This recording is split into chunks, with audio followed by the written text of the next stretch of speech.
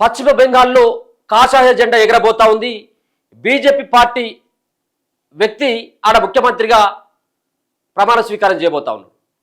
మొదటి నుంచి కూడా 5 రాష్ట్రాలకి, ముఖ్యంగా 4 రాష్ట్రాలతో పాటు ఒక ఊటికి జరుగుతున్నటువంటి ఈ ఎన్నికల్లో ప్రధానంగా బీజేపీ పార్టీ ఫోకస్ అంతా కూడా పశ్చిమ బెంగాల్ పైన పెట్టడం జరిగింది.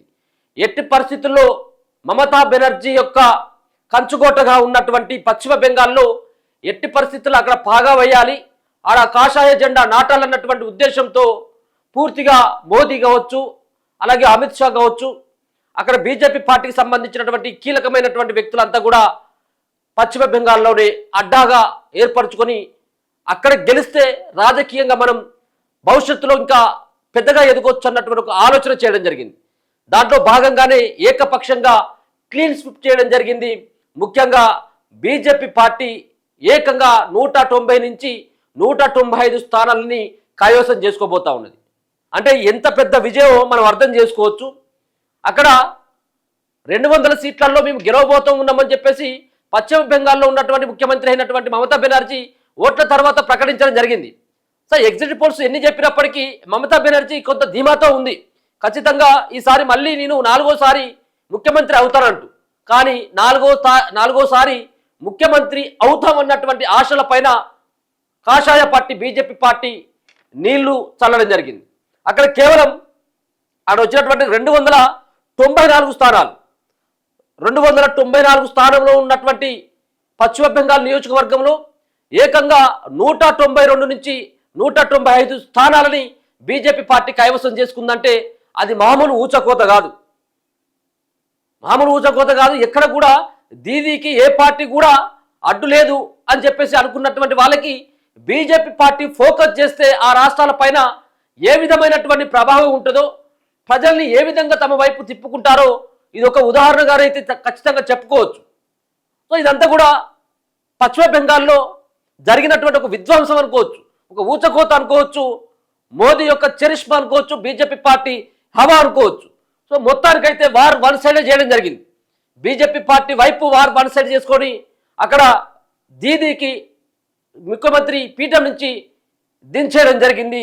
బీజేపీ పార్టీ 15 ఏళ్ల పాటు పాలించిన ఆమె, 15 ఏళ్ల పాటు ఆమె ముఖ్యమంత్రిగా పనిచేయడం జరిగింది.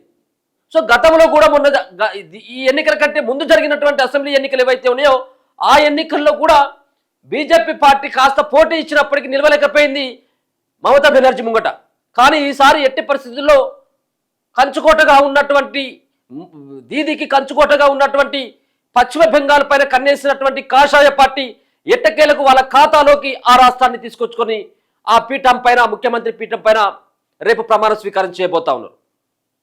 సో ఒకసారి కనుక సంఖ్యలు చూసుకున్నట్లయితే ఉంటే 294 అసెంబ్లీ సీట్లు ఉంటే 293 ఇంకొకటి ఆగిపోయింది, అక్కడ మళ్ళీ అక్కడ ఎన్నిక కావాలి కాబట్టి 293 అసెంబ్లీ స్థానాలకి కౌంటింగ్ అవుతా ఉన్నది.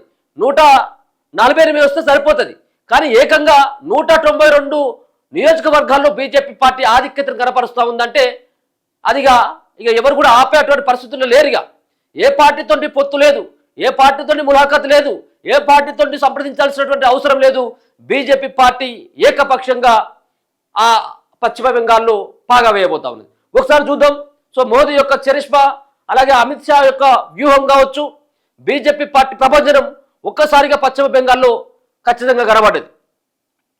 ఒకసారి చూసుకున్నట్లయితే ఎలక్షన్ కమిషన్ సంబంధించినటువంటి అఫీషియల్ వెబ్సైట్లోనే బీజేపీ పార్టీ 194 అసెంబ్లీ స్థానాల్లో ముందంజలో ఉందనేది స్పష్టంగా కనబడతా ఉన్నది. 194 ఎవరు కూడా ఊహించేటువంటి రీతిలో లేరు, ఎవరు కూడా ఊహించలేదు. ఎగ్జిట్ పోల్స్ చెప్పే ఒకవేళ కనుక 148 అంటే 150 నుంచి 160 వస్తాయి కావచ్చు ఎవరైనా అనుకోవచ్చు. కానీ 150 కాదు, 160 కాదు, 170 కాదు, ఏకంగా 200 మార్కుకి కాస్త దగ్గరగా ఆగింది. అది కూడా క్రాస్ చేసినా కానీ మనం ఆశ్చర్యపోరక్కర్లేదు. 194 అసెంబ్లీ నియోజకవర్గాల్లో బీజేపీ పార్టీ అభ్యర్థులంతా కూడా దూసుకెళ్తా ఉంటే తృణమూల్ కాంగ్రెస్ పార్టీ కేవలం 92 నియోజకవర్గాల్లో మాత్రమే వాళ్ళ యొక్క ప్రభంజనం కనబడతా ఉన్నది. టఫ్ అయినటువంటి పోటీ ఎక్కడ కూడా కనపడలేదు, టఫ్గా ఎక్కడ కూడా కనపడలేదు. సరే ఓరాహోరీ అంటే వాళ్ళకి వీళ్ళకి ఏమైనా 5-10 సీట్ల మధ్యలో ఏవైనా దోబూచులాట ఉన్నట్లయితే టఫ్ అయినటువంటి పార్టీ అనుకోవచ్చు. కానీ ఒక వ్యూహాత్మకంగా బీజేపీ పార్టీ వేసినటువంటి అడుగులతోటి ఏకపక్షంగా అట్టర్ ఫ్లాప్గా ఇప్పుడు ఆ, తృణమూల్ కాంగ్రెస్ పార్టీని చేయడం జరిగింది. అట్టర్ ఫ్లాప్ అయిపోయినట్టుగా లెక్క.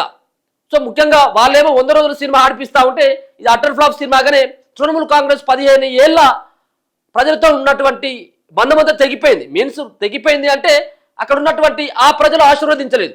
ఇక చాలు 15 ఏళ్ల పాలన. సో కొత్త రక్తానికి కొత్త పార్టీకి అవకాశం ఇద్దాం, కొత్త సంబంధించినటువంటి పరిపాలన చూద్దామని చెప్పేసి పశ్చిమ బెంగాల్ ప్రజలంతా కూడా భావించినట్టుగా మనం అర్థం చేసుకోవాల్సినటువంటి అవసరం ఉంటుంది. మొత్తం ఇప్పుడే మళ్ళీ 193కు చేరినట్టుంది. సో 193, 94 ఏమో తృణమూల్ కాంగ్రెస్, 193 స్థానాల్లో బీజేపీ, అలాగే మిగతా సంబంధించినటువంటి కొన్ని పార్టీలు 2-2-1 అన్నటువంటి అది సిపిఐ కూడా ఒక స్థానంలో అది ముందంజలో ఉన్నట్టుగా స్పష్టంగా కనబడతా ఉంది. ఇది మొత్తానికి ఉన్నటువంటి పశ్చిమ బెంగాల్కు సంబంధించినటువంటి అసెంబ్లీ ఎన్నికల ఫలితాలు. ఇప్పటికే దరిదాపుగా 10 రౌండ్ల ఫలితాలు వెలువడినట్టుగా ఉన్నది. ఇంకా మిగతా ఉన్నటువంటి ఇంకొక 10-12 రౌండ్లు ఉంటాయి. సో అక్కడికి వచ్చేసరికి ఏ పార్టీకి పూర్తి ఆధిక్యత వచ్చింది, ఏ సంబంధించినటువంటి అభ్యర్థి ఓడిపోయిండు గెలిచింది అనేది సాయంత్రం 6-6:30 వరకు పూర్తి వివరాలు అయితే వచ్చేటువంటి అవకాశం ఉంటుంది. ఇదంతా కూడా విన్ అయినటువంటి వాళ్ళే కాదు, లీడింగ్ లో ఉన్నటువంటి కేవలం విన్ అయినటువంటి వాళ్ళకి ఎక్కడ కూడా మీరు చూసుకోవచ్చు. సో ఇక్కడ కూడా మనం చూసుకోవచ్చు, ఇక్కడ చిన్న చిన్న సంబంధించినటువంటి చిన్న చిన్న ఉన్నటువంటి రాష్ట్రాలు ఏవైతే ఉన్నాయో చిన్న రాష్ట్రాలకి, ఇప్పుడు ఉదాహరణకు పుదుచ్చేరి ఉంది, అక్కడ 30 మాత్రమే ఉన్నాయి, అక్కడ 16 వస్తే ఎవరైనా గెలిచినట్టే. సో ఇట్లాంటి చిన్న రాష్ట్రాలకు సంబంధించినటువంటి రిజల్ట్స్ రావడం జరిగింది. సో ఇక్కడ మొత్తం మనకు దేశం అంతా కూడా తమిళనాడు అండ్ వెస్ట్ బెంగాల్ వైపు చూస్తుంది కాబట్టి ఇక్కడ ఉన్నటువంటి వెస్ట్ బెంగాల్లో ఏకపక్షంగా బీజేపీ పార్టీ సొంతం చేసుకోబోతా ఉన్నది అక్కడ ఉన్నటువంటి ముఖ్యమంత్రి పీఠాన్ని. సో చూద్దాం, మొత్తానికి చివరి వరకు మరి 200 క్రాస్ చేస్తుందా లేకపోతే ఏందని చూడాలి. కాసేపటి క్రితమే మమతా బెనర్జీ సైతం కూడా కాసేపటి క్రితమే మాట్లాడడం జరిగింది. ఇదంతా కూడా బీజేపీ పార్టీ ప్లాన్ ప్రకారం మమ్మల్ని ఓడించేటువంటి ప్రయత్నం చేసింది, నైతికంగా మేమే విజయం సాధించడం చెప్పేసి ఆమె ఏదో స్టేట్మెంట్ ఇస్తా ఉన్నది. సరే ఏదేమైనప్పుడు కూడా ఓడిపోయినటువంటి వాళ్ళు సర్వసాధారణంగా ఇదే స్టేట్మెంట్ ఇస్తా ఉంటారు, మా పైన కుట్రలు జరిగినాయి, కుతంత్రాలు జరిగినాయి, పైసలు పట్టుకుని వచ్చిండు, అధికార బలాన్ని ఉపయోగించుకొని మా పైన అన్ని రకాలుగా కుట్రలు చేస్తారు అన్నటువంటిది సామాన్యంగా ఎవరైనా ఓడిపోయినటువంటి వాళ్ళు అదే అన్నటువంటి మాట. సేమ్ యాజ్ ఇట్ ఈస్ గా ఇప్పుడు మమతా బెనర్జీ సైతం కూడా అదే మాటని చెప్పుకొచ్చేటువంటి ప్రయత్నం అయితే చేయడం జరిగింది. చూద్దాం మరి చిట్ట చివరికి ఏం జరగబోతా ఉన్నది.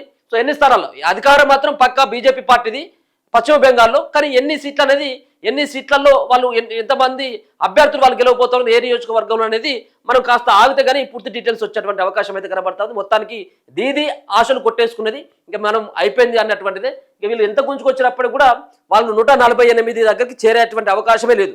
148కి చేరాలంటే ఇంకొక 50 నుంచి 60 సీట్లు కావాలి వాళ్ళకి ఇంకా.